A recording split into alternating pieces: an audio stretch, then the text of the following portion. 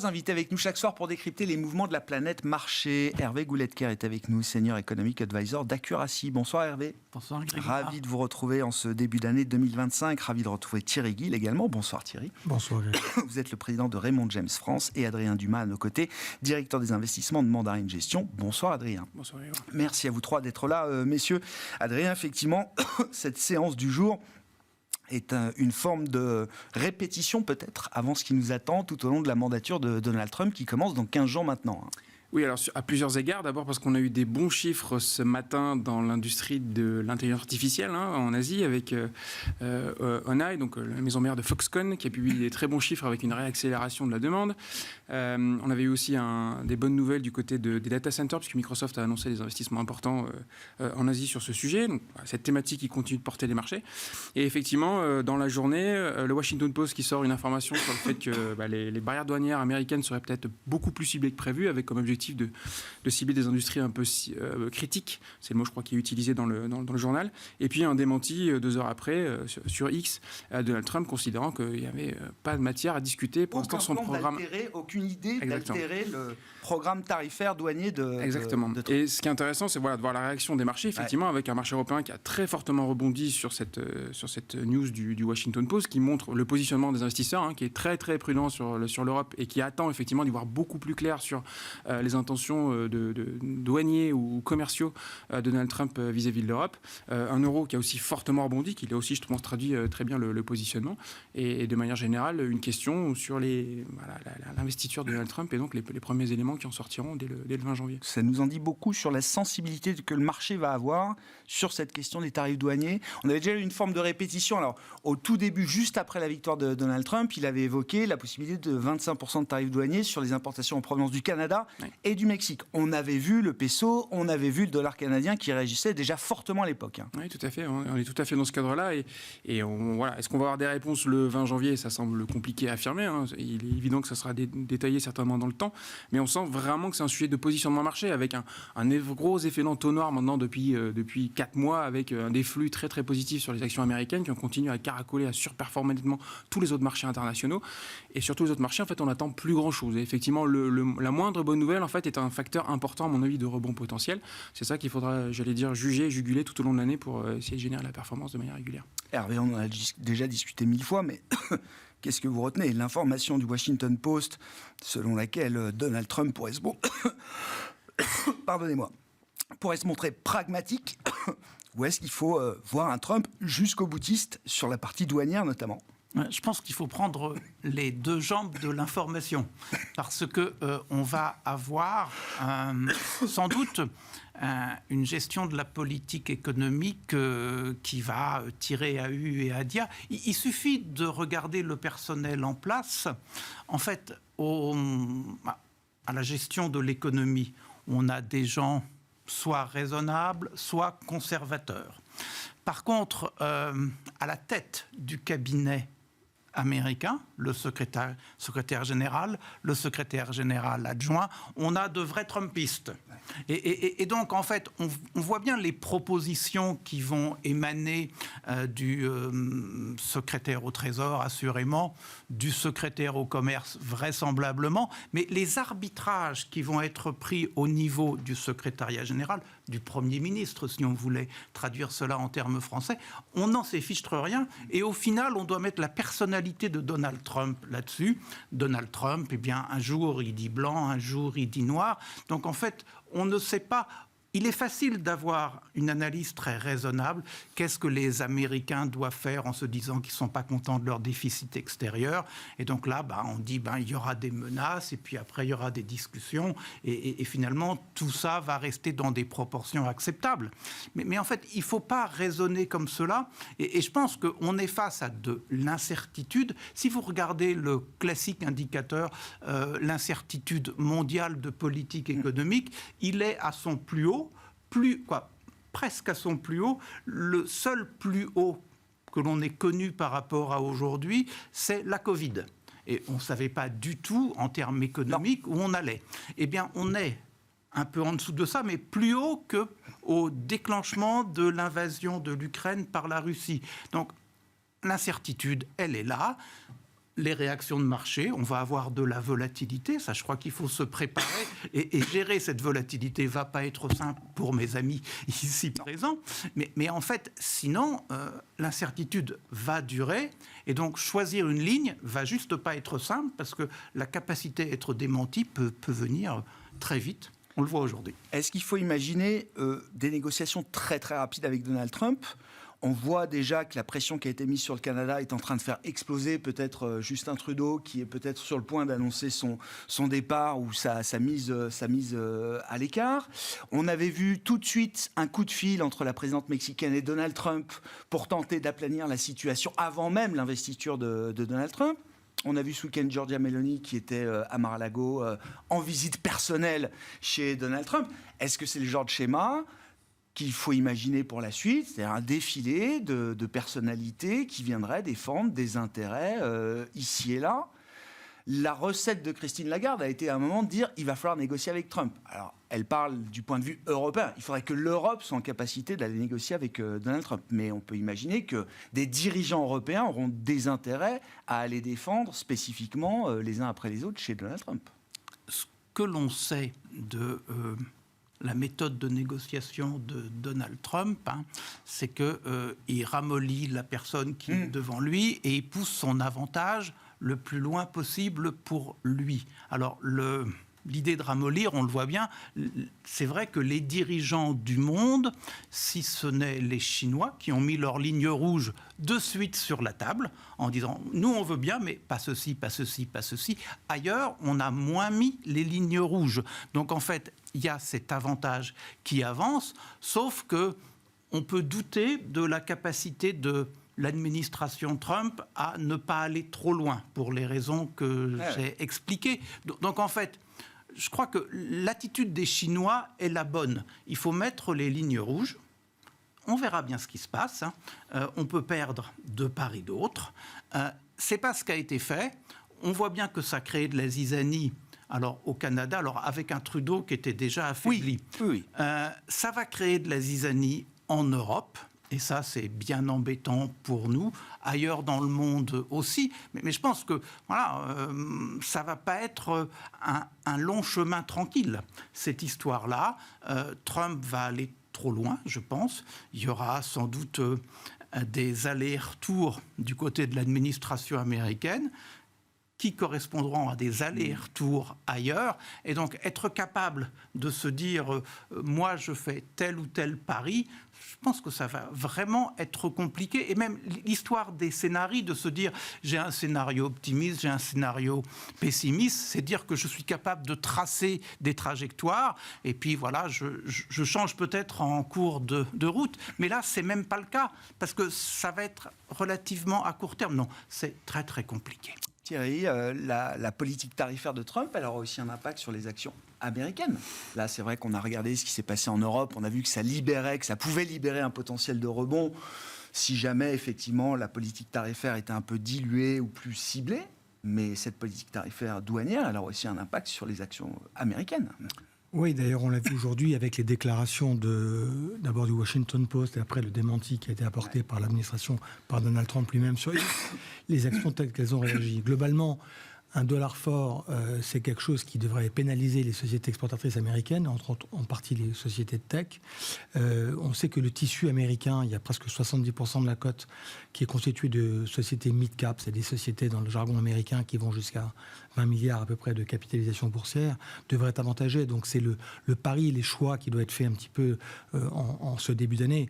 Maintenant, moi je suis toujours très réticent à vouloir tirer des plans sur la comète sur les 12 prochains mois. Il n'y a qu'à se rappeler ces dernières années, à chaque fois les prévisions qui ont été faites depuis une petite dizaine d'années, il y a toujours une variable exogène qui arrive en novembre, en décembre, en janvier, qui change totalement le scénario. Donc on peut à la limite avoir une vision sur les prochains mois. On va voir déjà l'arrivée de Trump bientôt et la prise de commande le 20 janvier prochain. Il y a quand même, il faut le souligner, une majorité qui est excessivement faible à la Chambre basse. Oui. On l'a vu pour la nomination du chef de file des Républicains, Johnson. Ça se joue à pas grand-chose. Ça se joue à pas grand-chose. Il avait pratiquement, de mémoire, je dis bien, fin 2016, donc lorsqu'il est arrivé en 2017, 20 ou 25 sièges d'avance. Il n'a que 3 sièges d'avance. Et c'est là où, dans des propositions qui vont être faites, entre autres sur le financement budgétaire, il y a beaucoup de républicains qui vont être beaucoup plus vertueux dans la tenue des comptes que ce que Trump voudrait faire. Et ça peut amener à des situations éventuellement de blocage. Ah ouais. On a vu l'élection du speaker du Sénat, d'ailleurs, qui n'est pas un Trumpiste forcément de la première heure, qui est quelqu'un qui est un conservateur traditionnel, on va dire, de ce point de vue-là. Oui, la Chambre des représentants, c'est important, notamment pour tout ce qui est budgétaire. Aujourd'hui, Donald Trump met la pression pour essayer d'avoir une loi qui serait une sorte de package global, qui traiterait les questions de financement, la question du plafond de la dette, bien sûr, les questions du financement, de la remigration également d'une partie des immigrés illégaux sur le territoire américain. Ça semble difficile à obtenir à ce stade. Oui, c'est-à-dire que sa proposition, la rumeur actuelle, c'est qu'en fait, il fasse dans une espèce d'énorme enveloppe dans laquelle il va tout faire. Ouais. Voilà. Et ça apparaît. Pour plus avoir à y revenir. Quoi. Voilà. Et ça va être compliqué. On jugera sur pièce le moment venu, mais les points importants, ça sera bien évidemment les problèmes tarifaires, vous l'avez souligné, les problèmes migratoires, les problèmes de déficit. On les abordera un par un et on agira en conséquence. Enfin, nos conseils iront en fonction des résultats, mais je pense que ça va être plus chaotique qu'on ne peut l'imaginer. L'un des grands thèmes, Adrien l'évoquait en début d'émission, mais l'un des grands thèmes de 24 restera bien sûr le thème de l'intelligence artificielle.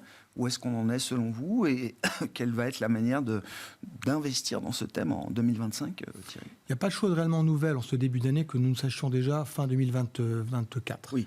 Alors, ce que l'on sait... Tout n'a pas changé au 1er janvier. Non. Alors, il y a eu un mouvement d'excessif, on y reviendra peut-être tout à l'heure, de concentration sur le secteur de tech aux États-Unis. On l'a surtout vu entre Thanksgiving et Noël, avec un retour en force du secteur de la tech, en l'occurrence les sociétés de semis et donc en l'occurrence Nvidia. Oui. Nvidia s'exprime ce soir dans le cadre du Consumer Electronics Show de Las Vegas. Il sera 3h30 du matin pour nous, donc on pourra le juger sur pièce que demain, l'ouverture des marchés européens. La rumeur, c'est qu'en fait, ils devraient donner plus de visibilité sur les ventes de leurs produits phares, leur nouveau produit phare, le Blackwell. Ouais. Si c'est le cas et que c'est conforme aux attentes, ça donnera encore un coup de booster au marché. Voilà. Sur l'IA, on l'a vu, Adrien l'a souligné tout à l'heure, Microsoft a déclaré encore investir un montant de 80 milliards de dollars de capex dans le domaine de l'IA. Ça va continuer et ça va, je pense, encore s'amplifier. Et le marché va continuer de payer pour, en attendant de voir la monétisation ultime de ces usages et des produits logiciels, par exemple, liés à l'IA. C'est toujours le débat qu'on a en bourse de vouloir monétiser les choses. Moi, je l'ai vécu au travers de différents cycles. Je me rappelle des années 2000 avec les sociétés de télécom. Il y a toujours une phase, quand vous avez une révolution industrielle, où en fait la bourse anticipe toujours et surpaye des valeurs. C'était le cas d'NVIDIA. Mais NVIDIA, quand vous regardez très sincèrement sur 2025, vous la payez un peu 32 fois les profits. Oui. Regardez les profits de sociétés classiques, Colgate, Procter, ça vaut plus de 30 fois. Les sociétés de traitement de déchets aux États-Unis, ça se paye plus de 30 fois. C'est des gens qui collectent des déchets. C'est des croissances en single digit, c'est assez étonnant. Allez comprendre la rationalité ou la véracité, c'est un peu bizarre, mais c'est comme ça. Voilà, la bourse fonctionne comme ça. Donc, sur Nvidia, non, nous, on pense que c'est un mouvement qui va se poursuivre. Ouais. Sur l'IA, Adrien ? Oui, non, je partage les propos qui ont été tenus. On a eu quand même quelques nouvelles en fin d'année. Alors, c'est un dérivé de l'IA, mais c'est tout ce qui tourne autour du véhicule autonome, où il y a eu un peu d'ébullition aussi, pour deux raisons. D'abord, parce que General Motors a décidé de sortir de cette activité. Donc, il ne reste plus que deux grands leaders que sont Waymo et Tesla. Donc, Waymo, c'est chez Google, et Tesla. Et Tesla a sorti sa nouvelle version du Full Self-Driving, la version 13, qui a des accueils extrêmement favorables de la part d'utilisateurs, où vraiment ça a l'air de faire un vrai step en termes d'efficacité, de sécurité, en termes de fonctionnement.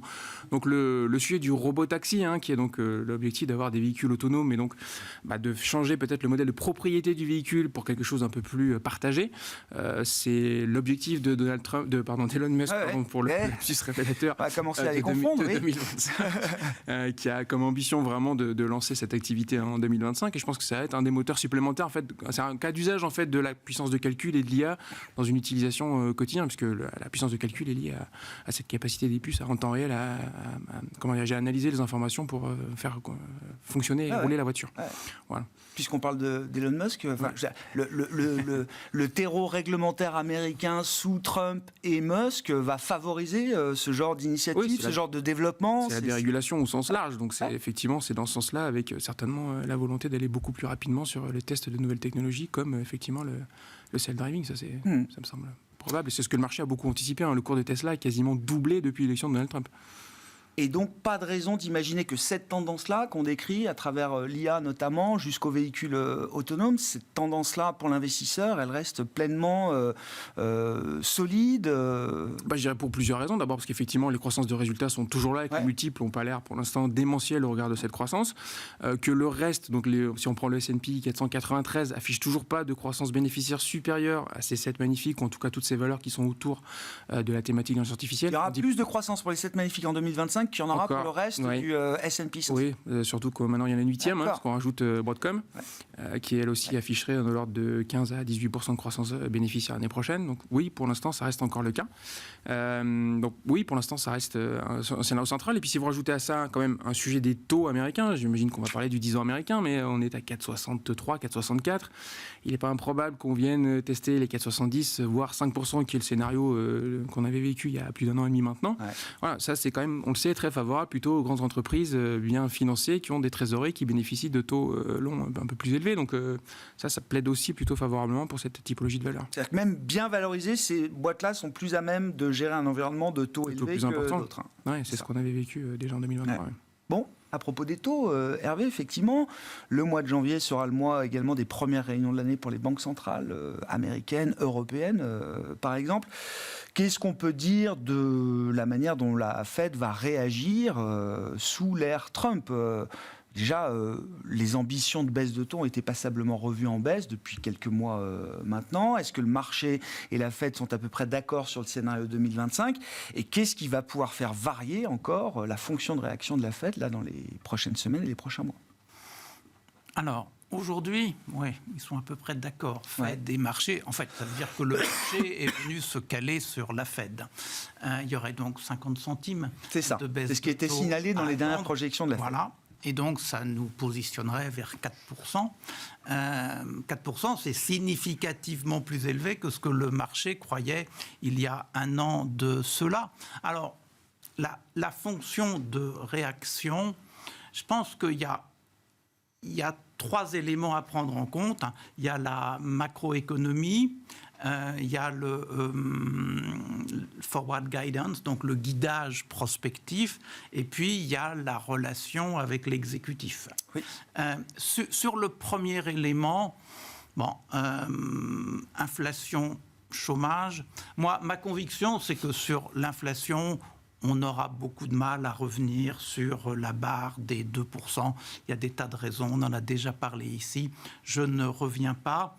Sur le chômage, à aujourd'hui, on a l'impression que le marché de l'emploi résiste bien. Et donc, les 2 éléments ensemble viennent justifier le fait qu'il y ait de la prudence du côté de la Fed. Je voudrais juste faire remarquer une chose sur le marché de l'emploi.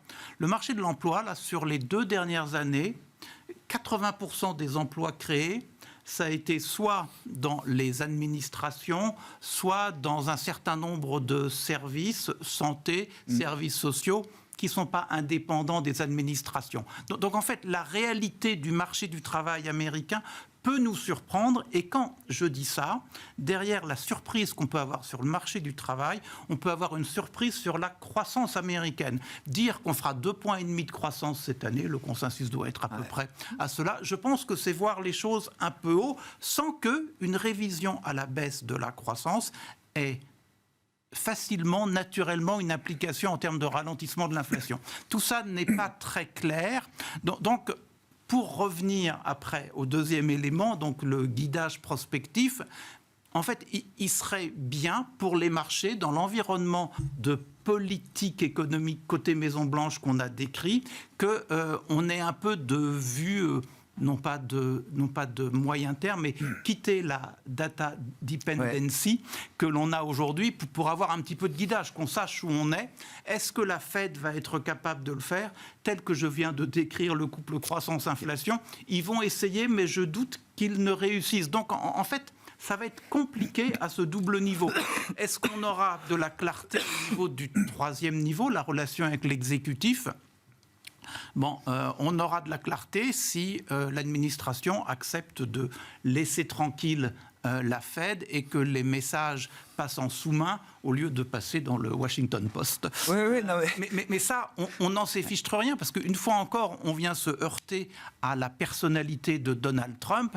Qu'est-ce qui est capable de le contrôler le jour où les chiffres d'activité seront moins bons? Et c'est une hypothèse qu'on ne doit pas exclure. Et que, les surprises économiques sont de moins en moins bonnes, là, en ce moment, aux États-Unis. Moi, je parierais sur des révisions à la baisse des chiffres de la croissance. Si on n'a pas en même temps des révisions à la baisse de l'inflation, on voit bien que Donald Trump va se mettre à tonner et que la Fed aura du mal à répondre, alors pour des raisons à la fois de statut. Je suis indépendant, et puis pour des raisons de réalité de l'économie américaine. Et donc, le troisième niveau peut aussi être compliqué. Donc en fait, aujourd'hui, il y a un scénario, le marché a été bras fille, s'est calé sur les projections de la Fed, très bien, mais tout ça ne veut pas dire, une fois encore, qu'il y a une lisibilité très bonne. Là aussi, sur le marché du travail, et je fais le lien avec les politiques de Donald Trump, un des facteurs qui a expliqué cette croissance exceptionnelle américaine avec ce mouvement de désinflation, c'est toute l'offre de travail qui a été apportée par les immigrants, alors qui entrent évidemment de manière illégale pour partie sur le territoire américain. On les compte par millions quand même depuis ces dernières années. J'imagine là aussi qu'un renversement des flux migratoires serait vite vu comme quelque chose de négatif par le marché, Thierry. Oui, en particulier dans le secteur de l'immobilier, surtout dans la partie sud des États-Unis. Je n'ai pas vraiment vu de chiffres en fait, qui puissent expliquer un petit peu la relation immigration-croissance, mais ce que l'on sait, c'est qu'effectivement, le rôle reste malgré tout bénéfique. En ce moment, aux États-Unis, vous êtes sur des... On verra les chiffres... Ne serait-ce qu'en termes de main-d'œuvre, et puis en termes de consommation. Bien sûr, un immigrant, tout illégal qu'il soit, il faut qu'il se loge et il consomme derrière. Les chiffres qu'on aura vendredi nous en diront un peu plus. On est sur un taux de chômage qui devrait stagner sur des niveaux de 4,2. On est sur à peu près 150 000, je crois, emplois attendus à être créés. C'est un peu en dessous de ce qu'on a eu les dernières fois, mais quand vous êtes au-dessus de 100 000, vous absorbez toujours les quantités de travail nécessaires pour avoir de la croissance. Donc là-dessus, on n'est pas très inquiet. Mais il y aura... sur l'immigration, il faudra voir un petit peu le résultat. Il faudra là aussi juger sur pièce. Entre ce qu'il dit et la réalité, il faudra voir un petit peu les données qu'on aura. Ah ouais. Et la Fed, vous la voyez faire plus ou moins de baisse de taux cette année là? Alors, j'ai coutume de dire que la Fed, elle fera ce qu'il faut faire. Voilà, ça ne sert à rien. L'année dernière, en décembre dernier, on disait 6 baisses de taux, on en a eu 2, on parlait de ralentissement, récession, appelez ça comme vous voulez, il n'y en a pas eu. Donc c'est compliqué dans les marchés d'avoir des visions en ce moment, encore plus qu'à d'autres moments, sur des durées aussi lointaines de 12 mois. Je sais qu'on a pour coutume dans nos métiers de vouloir se réunir en janvier et définir un postulat pour l'année. Non, ça me paraît pas réalisable. On a parlé de volatilité tout à l'heure, je crois qu'elle sera au rendez-vous. Nous, on a une vision, on avait le point de ce début d'année avec nos stratégistes, on a une vision un peu sur les 2-3 prochains mois. Déjà, si ça se réalise, ça sera bien, sur une espèce de élargissement, entre guillemets, du marché. Alors, je m'explique. Oui. En gros, l'idée, c'est de dire, lorsqu'on a eu un mouvement d'excessive concentration, comme celle qu'on a connue, en fait, en décembre dernier, par les chiffres, on a eu 600 points de base, 6% de surperf des large caps par rapport à l'univers des small et des mid US. C'est un phénomène rare. En l'espace de 20 ans, c'est arrivé que durant 1% des séances ouvertes aux États-Unis. Lorsqu'on observe la réaction des marchés dans les mois qui ont suivi ce phénomène, sur 3 mois, je dis bien sur 3 mois, on n'a pas au-delà, on observe un phénomène de rattrapage des small et des mid. Quand je dis rattrapage, ça ne veut pas dire qu'il faut lâcher les larges. Donc les gens me demandent, mais est-ce que vous êtes chez vous plutôt vendeur des grosses boîtes tech ou assimilés, conso discrétionnaires, enfin les Tesla, les GAFAM, les Batman maintenant, comme on les appelle? La réponse est non, mais c'est un rattrapage des autres. Et ce phénomène, vous l'avez vécu juste après l'élection de Trump, l'élargissement, le broadening du marché. Ça a duré 2 semaines. Oui, mais vous l'avez vu pendant cet été, ça a duré un peu plus d'1 mois. Ouais. Voilà, et il y a eu globalement, il y a des titres, il y a des tas de titres qui ont rattrapé. On a évoqué le cas tout à l'heure des fortes hausses de l'année 24. Il n'y a pas que de la tech, il y a d'autres noms. Après, pendant l'été, Nvidia perd 20-30% à un moment, si je ne dis pas de bêtises. Elle perd aux alentours de... Oui, enfin, j'ai en tête 15, c'est peut-être un peu plus, voilà. C'est typiquement le genre de titre qui je pense qu'il ne faut pas chercher à travailler en trading Nvidia. Ou vous êtes convaincu par l'idée, et la pire des choses, c'est de prendre comme on dit, les portes de saloon, c'est-à-dire en fait, vous la vendez au mauvais moment, vous la rachetez au mauvais moment. Si vous êtes convaincu, moi j'en suis, jamais je m'amuserai si je reste investi sur le titre. Et Dieu sait s'il y a des discussions sur la valorisation du titre. Oui. Mais élargissement du marché, ça peut être une stratégie valable au moins pour quelques temps, pour quelques semaines, quelques mois, là, vous dites. Oui, je vous disais sur une durée de 2-3 mois, voilà. Et la dernière fois où on a eu ça, c'était en fait en 2023. Vous vous souvenez, lorsqu'il y avait le débat sur le déficit budget, sur le financement du budget américain, et avant qu'on vote au niveau du Congrès américain la levée de 800 milliards de dollars, on a eu ce même phénomène, et ça avait duré quelques mois aussi. Donc ça, c'est un phénomène, encore une fois, à 2-3 mois. L'idée d'un rattrapage, d'une reconvergence, ça vous parle aussi, Adrien? Est-ce qu'on peut avoir un rattrapage de cette partie du marché qui n'a rien fait avec le maintien, j'allais dire, de ces quelques stars au niveau actuel? Enfin, je veux dire, c'est vraiment le scénario idéal où on se dirait les Batman, comme vous dites, ne baissent pas, mais le reste du marché remonte, quoi. Oui, on aimerait y croire. Après, d'un point de vue saisonnalité, c'est vrai que c'est souvent le bon moment. En début d'année, on a toujours plutôt un effet de rattrapage avec les retardataires de l'année précédente qui reprennent un peu d'élan.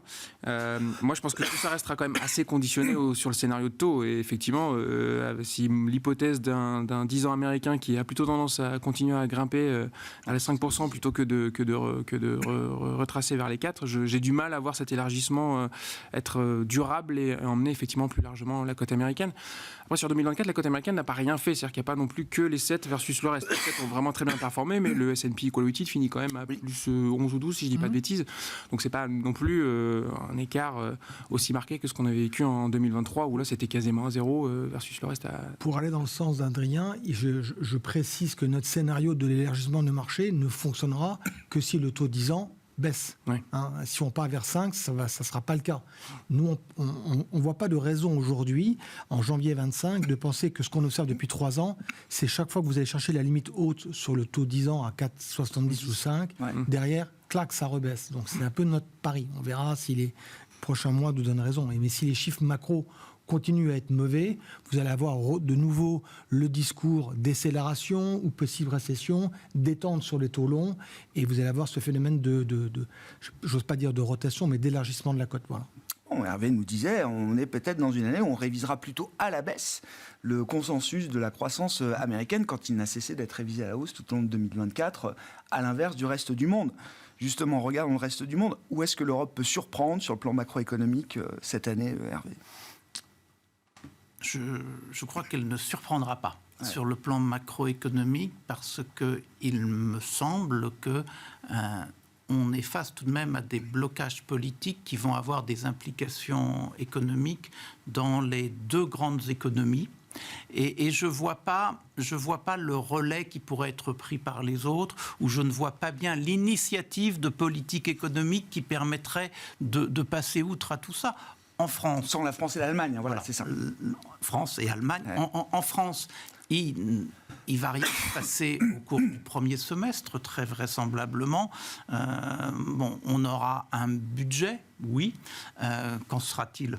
On n'en sait rien. Et je pense que, vu la faiblesse de la croissance économique, il faut qu'on arrive à quantifier correctement le redressement des comptes publics que notre faiblesse économique permet de supporter. Bon, et le message d'Éric Lombard, de ce point de vue-là, il semble correct. C'est de la bonne économie politique de dire qu'il ne faut pas trop resserrer le déficit en 2025.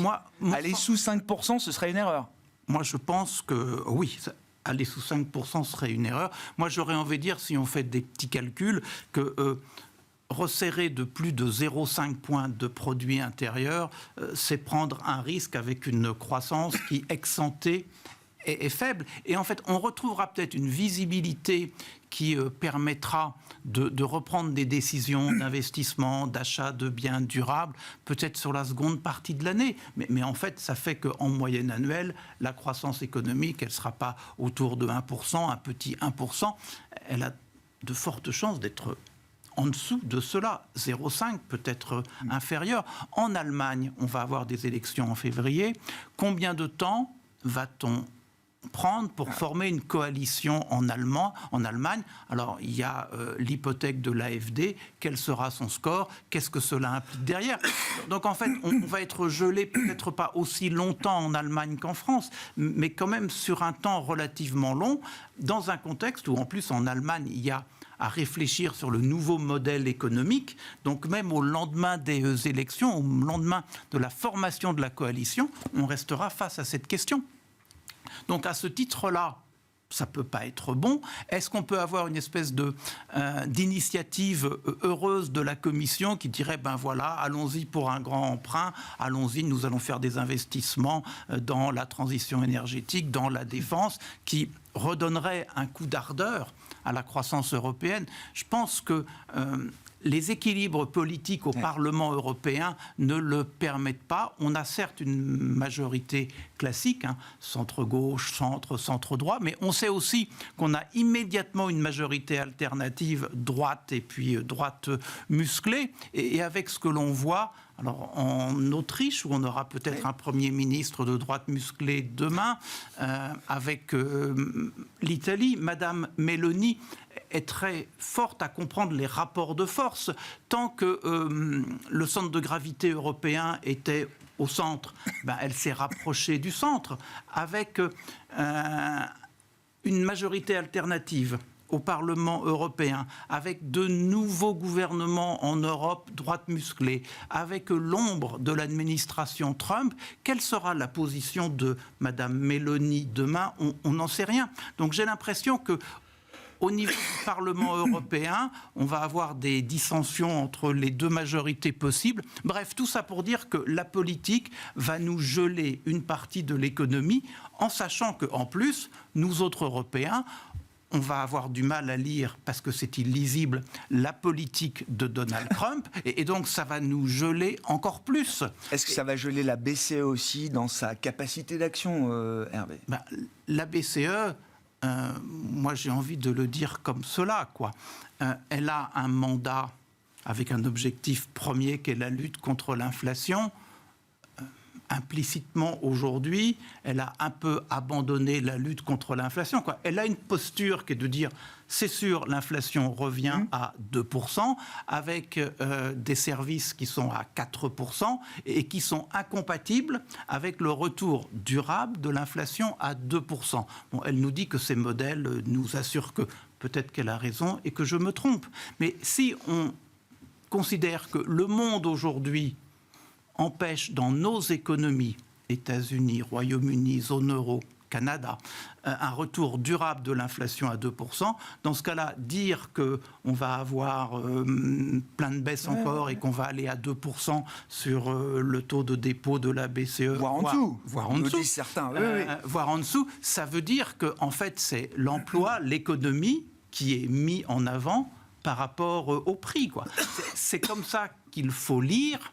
Et donc, à ce titre-là, on a envie de dire qu'il serait en logique interne de la BCE de dire qu'aller beaucoup en dessous de 3, c'est compliqué, avec l'inflation telle qu'on peut la voir aujourd'hui. Par contre, si on dit qu'il y a un peu un changement de façon de faire à la BCE, dans ce cas-là, le 2 ou le en dessous de 2 est possible. Tout à fait possible. Voilà. Est-ce que quelles sont les manières d'investir dans les actions européennes là, en 2025 ? Par quel bout on prend l'histoire, Adrien ? Parce que c'est vrai que c'est un terrain d'investissement qui a été complètement délaissé au profit notamment des États-Unis.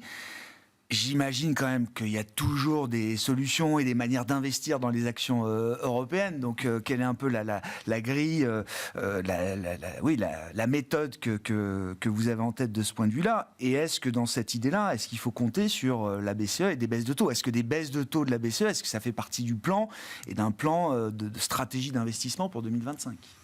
Pas tant que ça, en tout cas, dans la façon dont on réfléchit à 2025, on n'a pas effectivement, regardé spécifiquement des secteurs qui bénéficieraient à court et moyen terme de la baisse de taux, en se disant peut-être que d'ailleurs les 10 ans, il y aura certainement une quantification de la courbe, mais peut-être que les taux longs n'ont pas de raison de fondamentalement beaucoup bouger, premier élément. Ce qui est quand même les taux les plus pertinents en termes de financement pour les actifs à duration longue, donc peut-être ça a moins d'impact que ce que peut avoir la discussion autour des taux courts. On a toujours tendance à privilégier, ce qui a plutôt été un bon choix en 2024, toutes les entreprises qui sont bien positionnées sur le marché américain. soit qui n'ont pas de concurrents, soit qui ont la capacité à produire localement. Donc, quel que soit le scénario vis-à-vis des tarifs douaniers qui auront la capacité à s'adapter. On a quand même beaucoup d'acteurs français, européens très bien positionnés aux États-Unis, notamment dans tous les enjeux de centres de données où il y a des belles entreprises européennes.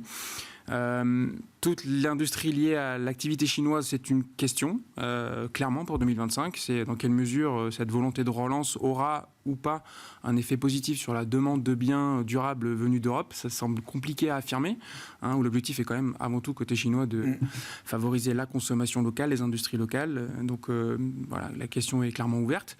Après, il y a toujours quand même un vivier d'innovation en Europe dans certains secteurs sur lesquels on a un autre mot à dire à l'échelon international. Donc c'est plutôt ces valeurs-là qu'on a envie d'accompagner. On peut trouver de la belle croissance à moindre prix par rapport à ce qu'on paye aux États-Unis, par exemple, dans des secteurs équivalents, avec des perspectives équivalentes. Est-ce qu'on trouve des entreprises d'aussi bonne qualité? Les décotes ne sont pas si évidentes que ça. En fait. Bon? Quand on regarde des entreprises qui sont aussi bien positionnées qu'un acteur américain... Quand on prend vraiment des pairs pertinents sur des secteurs et des... Vous allez dire, je vais regarder dans les grandes capitalisations, mais prenons Schneider Electric par rapport à, je sais pas, Trane, Emerson, Roku aux États-Unis. Roku aux États-Unis, les décotes d'évaluation ne sont pas particulièrement évidentes. Bon, même il y a eu un peu aussi un effet d'entonnoir sur ces quelques valeurs en Europe où les gérants européens sont restés un petit peu en disant que c'était... Alors je pensais à Lilly Novo par exemple, où là on a quand même des écarts de paie importants. Oui, mais vous voyez qu'il y a un sujet d'innovation où le dernier produit de Novo est visiblement un peu moins bon que celui des Lilly. Donc je ne trouve pas que ce soit aussi évident que ça. Alors peut-être que si on descend en taille de capitalisation, oui, là il y a des écarts de valorisation qui sont un peu plus marqués, mais qui sont liés aussi à des questions sur les capacités de financement de ces entreprises-là et leur dépendance ou pas, ou questions par rapport à l'enjeu de barrière douanière. Je trouve que le secteur de l'équipement médical est assez intéressant. Là, en Europe, on a souvent des leaders ou des vrais savoir-faire. Ça a beaucoup été pénalisé par une vague de déstockage qui a duré depuis le Covid. Visiblement, c'est des secteurs qui seraient un peu pas trop concernés par les sujets de barrière douanière. Là, il y a peut-être des entreprises et des savoir-faire intéressants, mais toujours avec un prisme de croissance mondiale qui s'accroche à autre chose que le périmètre européen, parce qu'effectivement, on a du mal à voir qu'est-ce qui va générer de la croissance en Europe de manière durable dans les 3-4 prochaines années. Les boîtes les plus européennes, les plus ouvertes sur le reste du monde, quoi. C'est ça qui compte aujourd'hui pour l'investisseur. Sur le terrain américain, je reviens à ce que vous disiez tout à l'heure, Hervé, l'idée quand même, sur quelques mois au moins, c'est d'être assez domestique. C'est ça Oui, en quelque sorte, c'est un peu en relatif. C'est-à-dire qu'en fait, c'est rester exposé un petit peu sur cet univers de la thématique de l'IA. Et on sait que dans ce secteur, il y a eu des performances très, très disparates. Nvidia a monté 160%. Oui. AMD, c'était... Le reste du secteur des semi-conducteurs n'a pas connu tout à fait le même parcours ces derniers mois. L'IA, ça a commencé à démarrer début 2023. La première thématique, c'était le jeu par le prisme des semis. Nous, ce qu'on a essayé de pousser chez Raymond James depuis 6 mois, c'est de l'appréhender par la thématique des boîtes de logiciels. Il y a maintenant toutes les boîtes de networking, de réseau. Je pense à des Cisco, je pense à des Oracle, à des noms comme ça, comme Marvell Tech ou autres. Voilà, donc il y a toute une espèce d'écosystème où on peut l'appréhender de différentes manières. Mais au sein même de cet univers, il y a beaucoup de monde qui a voulu jouer la thématique de l'IA. Alors en Europe, les gens jouent à SML, mais vous avez AMD, par exemple, qui a été c'est presque un accident industriel. C'est une très mauvaise idée parce qu'on n'osait pas aller acheter Nvidia au prétexte de la valorisation. Donc on allait chercher le deuxième de la classe en disant si le premier marche, le deuxième marchera. Ça ne marche pas comme ça. Voilà. Et c'est pour ça qu'on est vraiment dans un marché de stock picking. Et même sur le point de vue technologique, AMD est encore à des longueurs derrière Nvidia. Il n'y a même pas l'idée que AMD pourrait demain, dans une perspective... Si, il pourrait. Quand je lis les notes de nos analystes sur AMD, très clairement, les processeurs Blackwell sont très clairement qui sortent maintenant, et on verra ce que déclare le CEO d'NVIDIA ce soir sur les intentions de vente qu'on va avoir sur 2025. Ils sont en avance, voilà. Mais ça se renouvelle de manière constante. Est-ce que AMD va arriver avec un produit qui va passer devant? C'est compliqué à dire, voilà. Mais pour ça qu'une manière, je pense, de l'appréhender l'IA, c'est essayer de décliner un petit peu tous les acteurs d'une chaîne de valeur entre les semis, les logiciels, les boîtes de réseau, etc., les data centers, on les a évoqués tout à l'heure. C'est plutôt comme ça que je l'appréhenderai, en essayant de trouver le premier de la classe à chaque fois. Voilà. Et au-delà de l'IA et de la tech, alors la diversification. Alors, il y a beaucoup de valeurs qui ont très bien tenu aux États-Unis. Les gens ne parlent pour beaucoup que des magnifiques 7, mais dans la conso, vous avez un numéro américain, AutoZone, qui a très bien marché. C'est des pièces détachées automobiles. Ouais. On a parlé à l'instant des équipementiers médicaux. Vous avez des sociétés comme Boston Scientific qui ont fait un gros parcours. D'autres valeurs, c'était beaucoup plus chaotique, comme Thermo ou Fisher qu'apporte. Mais donc, on peut trouver dans l'assurance. C'est un thème que j'essaie de pousser auprès de nos clients. J'ai eu peu d'écho, mais l'assurance C'est moins vendeur qu'il y a. Oui, je ne peux pas expliquer. Voilà, voilà, c'est moins vendeur. L'assurance, c'est pas sexy. Faut leur parler d'acteurs qui ont très bien marché, que ce soit chez les courtiers, Marsh McLennan, dans l'assurance de biens civils, Progressive ou autre. Ça a très bien marché. Mais les gens vous écoutent poliment, mais ils ont du mal à y aller. Parce que le biais d'appréhender les financières aux États-Unis, c'est via les banques. Voilà. Alors on sait que c'est un secteur qui devrait bénéficier de la déréglementation de Trump. On verra. Est-ce qu'il faut le jouer par le prisme des grandes banques? Vous en avez 7 ou 8 aux États-Unis, en grand maximum. Le reste, vous tombez directement sur un univers qui est très vaste. Il y a près de 3000 banques aux États-Unis. C'est énorme. Je ne sais pas. Donc il y a de quoi faire. On a un univers. Moi, ce que j'aime dans le marché américain, c'est qu'il y a une profondeur de marché extraordinaire avec des thèmes. Voilà, Mais ça veut dire que pour un investisseur en dollars américain, le premier mouvement de 2025, c'est regarder ce qu'il y a à faire dans la cote américaine, même si elle a déjà largement surperformé sur le plan indiciel, plutôt que de commencer à se dire, tiens, et si j'exportais mes dollars, enfin, si j'investissais en Europe ou pourquoi pas en Chine ou ailleurs. Ce n'est pas la question qui se pose aujourd'hui pour un investisseur américain. Non. Mais si, je ne sais pas si je réponds à votre question, mais moi je pense qu'en ce début d'année, le choix que je ferais, c'est d'aller sur un indice SPI, mais equal weight, plutôt que... Voilà. C'est-à-dire que je le décorrèle du fait du poids des Magnific 7. Ça ne veut pas dire que je ne les aime pas. C'est-à-dire qu'en relatif, je pense que j'ai moins à prendre. Et il reste à savoir après, qu'est-ce qu'on fait, sur quelle thématique on investit. Et là, il faut descendre sur la cote du marché. Ouais. Bon, après, à ce niveau de faiblesse de l'euro, de valorisation, d'écart de valorisation, est-ce que l'investisseur pragmatique mondial peut quand même...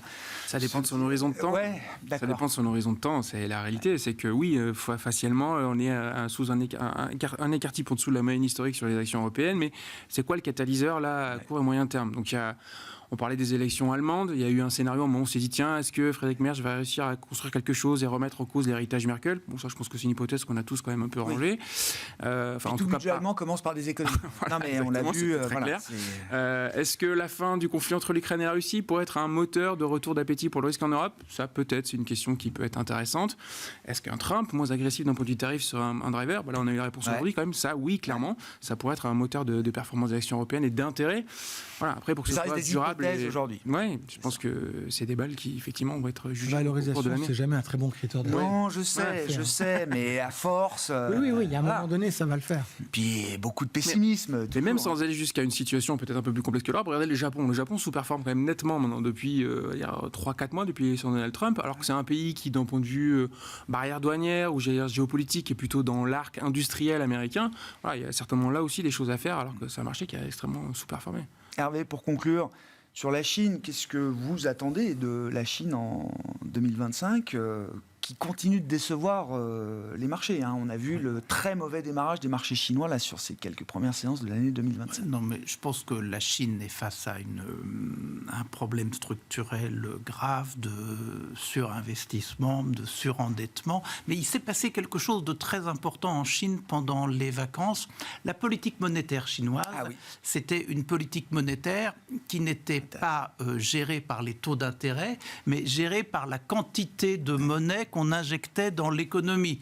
Eh bien, en toute discrétion, pendant les vacances de Noël de l'Occident, on a changé les choses. Maintenant, on nous dit la politique monétaire chinoise, premier instrument, les taux d'intérêt. Pourquoi? Parce que injecter de la liquidité, c'est finalement participer à cette construction de dette, alors qu'on a envie de réduire le stock de dette. Et donc, on se dit, en ayant des taux d'intérêt plus bas, eh bien, finalement, c'est peut-être ce qui va se permettre de faire repartir plus fortement l'économie sans ajouter des stocks de dette à un niveau déjà trop élevé.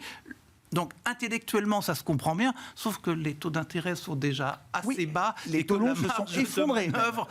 Est juste très faible. Donc, en fait, c'est un vrai changement qui est important en tant que tel, qui dit beaucoup, tout de même, sur le regard, à mon avis, plus crédible que les autorités portent à l'état de l'économie. Mais acceptons alors l'idée que l'état de l'économie est vraiment pas bon.